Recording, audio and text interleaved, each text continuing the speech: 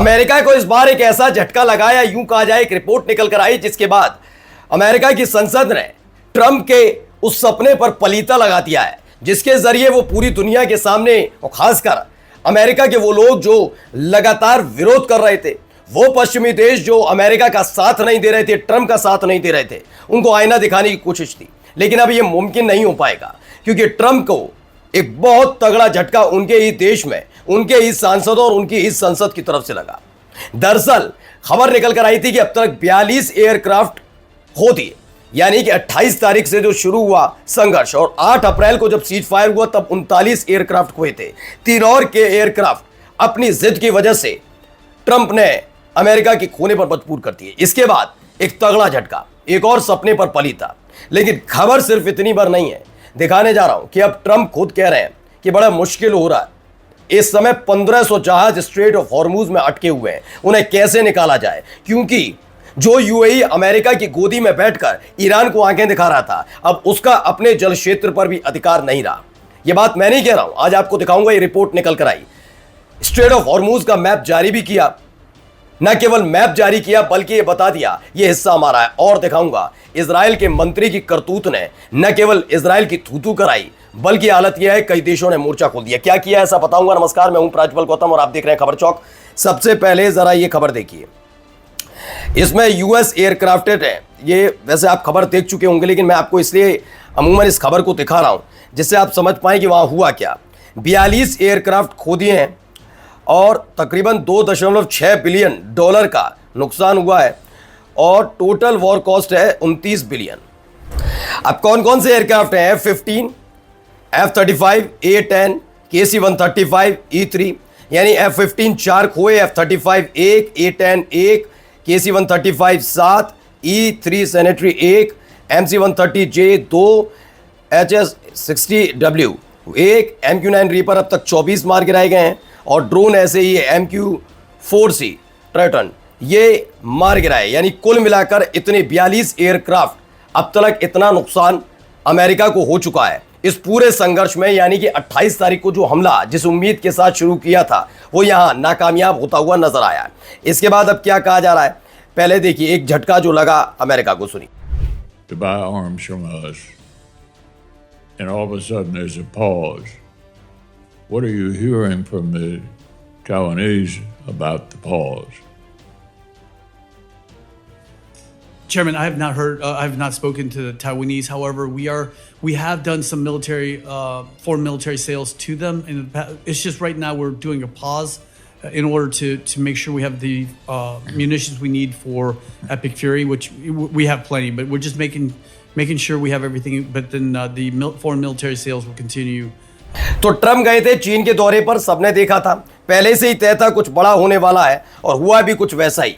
दरअसल खबर निकल कर आई कि ट्रंप जब चीन गए तो पूरी तरह से सरेंडर मोड में थे, वो पहले से ही अपने देश में घिरे हुए हैं। अब ट्रंप के चीन दौरे के बाद ताइवान पर संकट के बादल मंडरा रहे हैं। अमेरिकी सीनेट की रक्षा उप समिति की सुनवाई में एक्टिंग नेवी सेक्रेटरी हुंग काओ ने कहा है कि ताइवान को भेजने वाले हथियारों की आपूर्ति फिलहाल रोकी गई है। उन्होंने कहा कि अभी हम सुनिश्चित करने के लिए विराम दे रहे हैं कि एपिक फ्यूरी के लिए हमारे पास पर्याप्त आयुध मौजूद है या नहीं। हालांकि बाद में उन्होंने ये भी कहा है कि अमेरिका के पास पर्याप्त हथियार हैं। ये बयान ऐसे समय में आया जब ट्रंप और जिनपिंग दोनों की मुलाकात हालिया बैठक हुई थी। $14 अरब के हथियार पैकेज को लेकर अनिश्चितता बनी हुई है। अब इन सब के बीच यानी एक और देश को मझधार में छोड़ दिया ये कहकर कि हम तुम्हारे साथ हैं, तुम युद्ध लड़ो, हम तुम्हारे साथ खड़े हुए हैं, कोई टेंशन वाली बात नहीं, कोई आएगा हम संभाल लेंगे। यही काम इन्होंने यूक्रेन के साथ किया था, यही काम ये अलग अलग देशों के साथ कर चुके हैं। और यही एक वजह है कई देश अमेरिका पर भरोसा नहीं करते। अमेरिका की इन्हीं हरकतों की वजह से वो अमेरिका से दूरी बनाकर रखते हैं, क्योंकि उनको मालूम है कि जब जरूरत पड़ेगी ये देश भाग जाएगा और उसके बाद क्या होता है, अब हमसे हथियार ले लो, हथियार लो, लड़ो, यानी कि फिर कर्जदार बन जाओ इनके। ये हालात पैदा किए जाते रहे हैं लगातार और ये केवल ट्रंप की नीति नहीं है, ये अमेरिका की अपनी नीति है। इसके तहत वो लगातार इसी तरीके से अलग अलग देशों को पहले युद्ध में न केवल झोंकता है बल्कि उस युद्ध के बाद वहां से निकलकर उसे कर्जदार भी बना देता है। यूक्रेन पर इस समय बहुत भारी कर्जा है दोस्तों, ठीक है। अब आइए अगली खबर। यहाँ अल जजीरा की रिपोर्ट है, सिर्फ स्क्रीनशॉट आपको दिखा रहे हैं। ये स्क्रीनशॉट है, आप इसमें देख सकते हैं, इधर ईरान है, इधर यूएई का आप देख रहे हैं, उधर ऊपर ओमान। तो यूएई और ओमान का पूरा हिस्सा ये बताया जा रहा है स्ट्रेट ऑफ हॉर्मुज घोषित कर दिया गया, यानी ये पूरा एरिया जो यहाँ से आपको साइन बना नजर आ रहा होगा, ये पूरा का पूरा एरिया स्ट्रेट ऑफ हॉर्मुज है, यानी यूएई के तट पर जो खड़े हुए सारे के सारे ये शिप हैं, वो भी बिना इजाजत, यानी बिना ईरान की इजाजत के गुजर नहीं पाएंगे। और यूएई इससे ही भड़का हुआ है। वो भड़का अलग है, लेकिन पहले ही ईरान ने कहा कि सब कुछ चंगा सी रहता अगर आप साथ ना देते तो। अब आपने साथ दिया, भुगतो।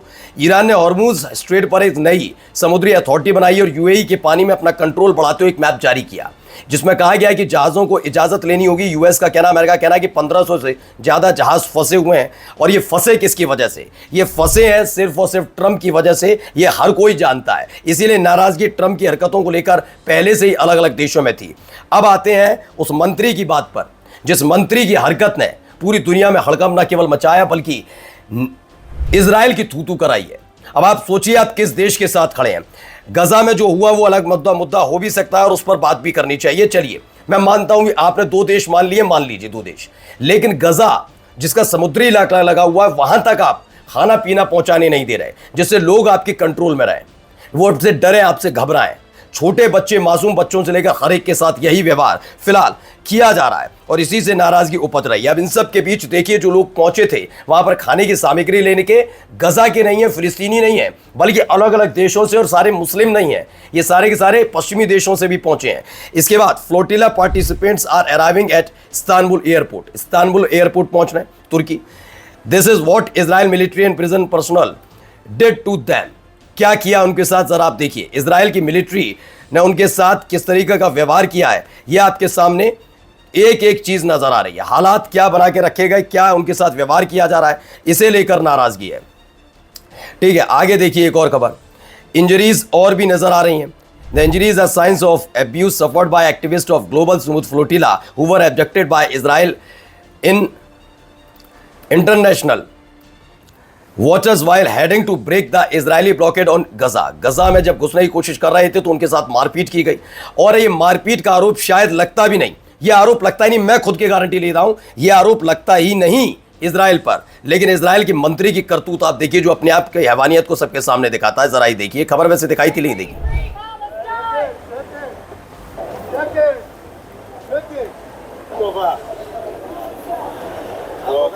ברוכים הבאים לישראל, אנחנו בעלי הבית. ככה צריך. ये देखिए क्या व्यवहार किया जा रहा है। ישראל חי. ישראל חי.